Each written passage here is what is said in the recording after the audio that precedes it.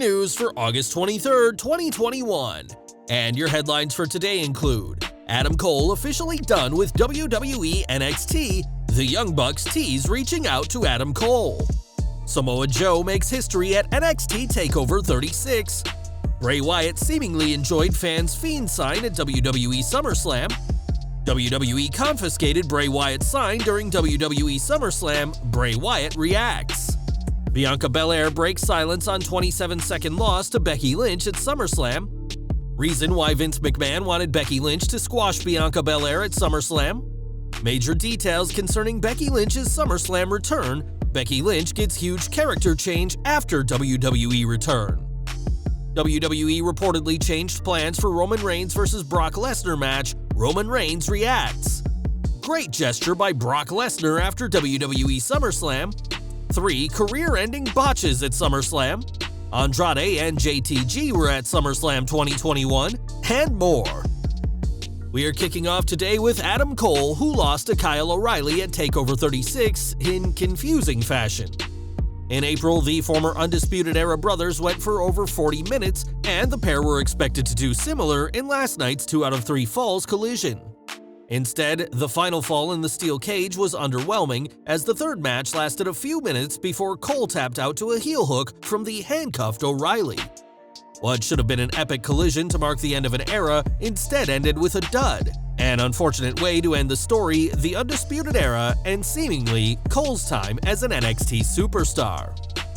Adam Cole entered NXT TakeOver 36 with a very short-term contract, as his original deal with the company expired in July. Now, the former NXT champion's time in the gold brand is over, as Ringside News reports that Cole didn't sign any extension or new contract before TakeOver, and as of midnight last night, became a free agent. PW Insider later confirmed this news, making Cole's loss to O'Reilly his final match in WWE.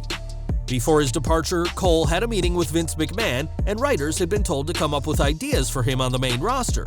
But it was also reported that WWE didn't make a huge push to re-sign him, and hadn't offered any long-term deal. We'll have to see what Cole does next, as the popular theory is that he'll join his girlfriend Britt Baker in AEW, but for now, he'll be waiting out his non-compete clause ahead of the inevitable talks with Tony Khan. There's no confirmation on where Cole will go next, but immediately after his loss, the Young Bucks made it clear they want him in AEW. On Twitter, the AEW World Tag Team Champions changed their bio to like a YouTube video titled "The Most Infamous Seances in History." Their header photo has also changed, as it's now Matt Jackson and Kenny Omega in Ghostbusters outfits with Nick Jackson as a ghost from the trios bit as the Ghostbusters at a 2016 New Japan event. On Being the Elite, Cole was killed off at the end of episode 54, titled Curtain Call in reference to the 1996 MSG incident, and it's clear that the Bucks would like to resurrect their old friend as AEW's next signing. More from NXT TakeOver, as Samoa Joe and Karrion Kross headlined the show with a physical match all over the NXT title.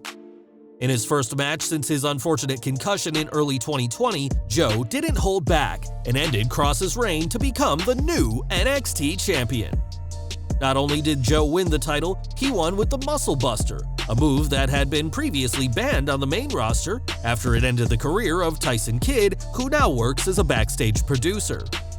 With this victory, Joe is the first ever 3-time NXT champion in a historic ending to NXT TakeOver 36.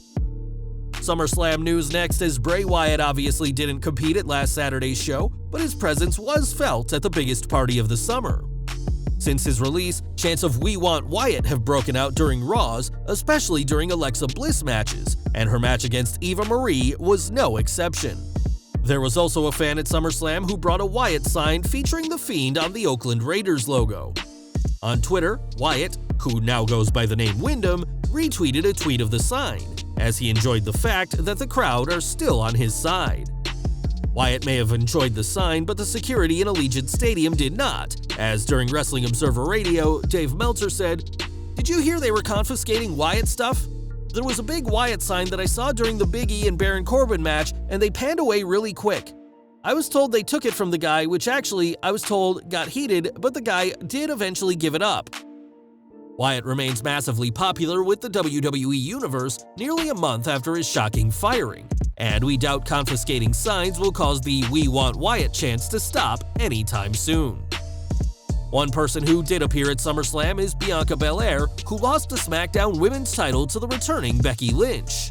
Not only did Belair lose, but she lost in a 27-second squash match, a decision that has undone all of Belair's momentum over the past year.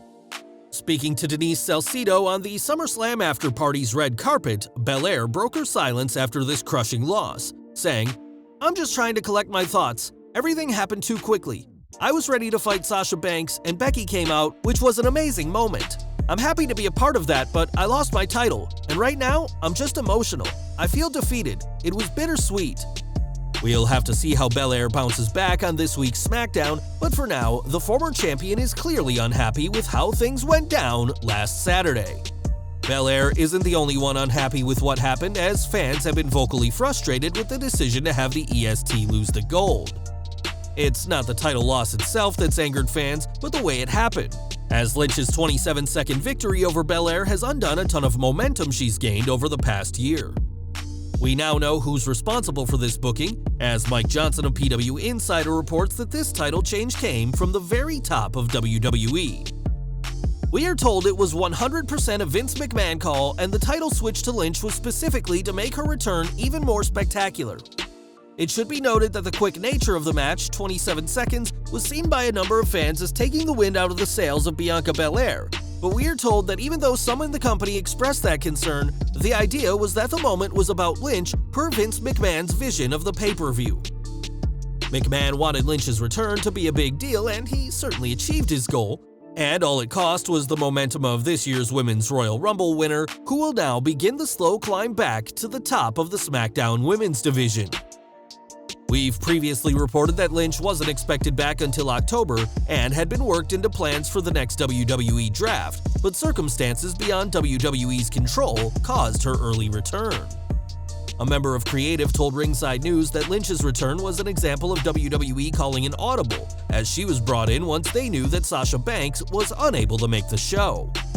The source added that WWE had about 8 days' notice that Banks wouldn't be at SummerSlam, but continued to promote the show as if she'd be competing up until the SmackDown Women's title match was about to start. This 8 days window also gave them time to bring Lynch back and print the Las Vegas shirt the man rocked during her return. Lynch was already slated to be in attendance for SummerSlam, as she's been traveling with Seth Rollins to many WWE events recently, and now the company will have to figure out what to do next with the new SmackDown Women's Champion who returned months ahead of schedule. Lynch's return was a huge deal at SummerSlam, but led to some very disgruntled fans, but that's apparently all part of the plan for the new champion. According to PW Insider, Lynch is slated to turn heel and be the top heel of SmackDown, initially feuding with Belair. Given the response her title win has gotten, it makes sense that WWE would turn the man heel, as the company is aware of how the fans have reacted. It'll be interesting to see what a heel Lynch can do, especially after being so popular for so long, and we'll have to tune in on Friday to see the start of the heel Lynch era. SummerSlam 2021 ended with Brock Lesnar's return, and the Beast Incarnate has his sights set on Universal Champion Roman Reigns. No match between the two has been confirmed yet, but fans can expect one soon, and it'll be sooner than initially planned. During Wrestling Observer Radio, Dave Meltzer reported that the original plan was for Lesnar vs. Reigns at WrestleMania 39 in 2023, but that's no longer the case. It stands to reason that their anticipated rematch could take place in October, when WWE returns to the Kingdom of Saudi Arabia for Crown Jewel 2021. If the Lesnar-Reigns feud does conclude in October, then that'll leave November's Survivor Series pay-per-view to mark the start of the rumored Reigns vs. The Rock feud. But as always, all plans are subject to change, especially with part-time superstars. Roman Reigns is no stranger to the Beast, as they faced off multiple times on pay-per-view, but the Tribal Chief wasn't expecting to see Lesnar at last Saturday's show. It took Reigns a few days to break his silence, but on Twitter, the Universal Champion shared some photos of their confrontation, saying that inevitably, they all come to acknowledge their Tribal Chief. Today marks day 358 of Reigns' incredible tenure as Universal Champion, and with Brock Lesnar on the hunt for the Universal title, it'll be interesting to see how the new Roman Reigns and how Paul Heyman factors into this interesting situation. Reigns isn't the only one who's changed in the past year, as Brock seemed genuinely happy to be back, and that happiness carried on after the show. In a rare sight, Lesnar was seen interacting with fans on his way out of the ring, leading to speculation that he'll be a babyface going forward. Lesnar, who infamously doesn't like interacting with others, was seen greeting fans and seemed happy to do so, a far cry from the usual stoic beast crowds are used to. A face Lesnar versus a heel Reigns dynamic would be a fresh take on a feud fans have seen before, and we'll have to wait to see what Reigns and Heyman have to say on this Friday's SmackDown. SummerSlam was an especially huge night for Damian Priest, who captured the United States title from Sheamus, his first title on the main roster. One of the best matches on the night, the bout wasn't perfect, as at one point, Priest dove out of the ring to attack Sheamus, but the Celtic Warrior failed to catch him, causing Priest to land badly on his hip with his head bouncing off the ground.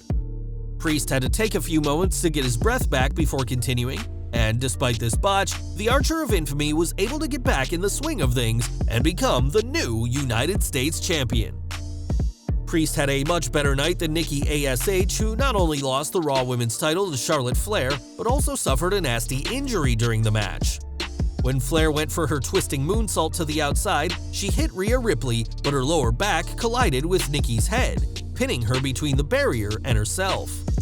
As a result, Nikki looked disoriented but regained her composure and was impressive last Saturday before ultimately losing her title to the Queen. The penultimate match between Goldberg and WWE Champion Bobby Lashley also saw a huge botch, as the Hall of Famer hurt his leg during the match. The spot when MVP hit Goldberg in the leg with his cane was always part of the plan, but the very real injury happened long before this spot between the two. When Lashley tried a jackhammer only for Goldberg to counter before trying a jackhammer of his own, the former Universal Champion's leg gave way, long before MVP's attack on the leg. Goldberg and botches are becoming increasingly common, as fans haven't forgot his disaster with The Undertaker from 2019. Botching more and more in matches fans don't think he should be in anyway, this should be a sign to WWE to stop using Goldberg, or at least stop handing him world title opportunities, and we'll have to see if the company sees this for themselves. SummerSlam saw a lot of big names appear, but one who didn't show up was the big guy Ryback. Despite claiming that he would be there, the former WWE star watched the show from home, but there were some interesting names inside Allegiant Stadium. AEW's Andrade El Idolo was present at the show, watching as his fiancée Charlotte Flair captured the Raw Women's title, and former superstar JTG was there too, as he shared a photo of himself with Sonya Deville and Mandy Rose. JTG last competed in WWE in 2012, 2 years before his 2014 release, and joined the NWA earlier this year, and both he and Andrade had a great view of the action in the ring at the biggest party of the summer. And we're ending today with more Andrade news, as the AEW star was seen celebrating with his fiancée after SummerSlam. On her Instagram story, Charlotte uploaded a clip of their celebration, and Andrade can be heard saying, "Congrats to my champion," to Charlotte. Now, Charlotte is a 12-time women's champion, much to the dismay of fans who believe she gets undeserved title runs, and odds are this run will be far better and longer than her 24-hour reign last month. Well guys, that's our news for today. Please share your comments below. Also hit the like button, subscribe to our channel, and hit the bell icon to receive all notifications. And as always, thanks for watching.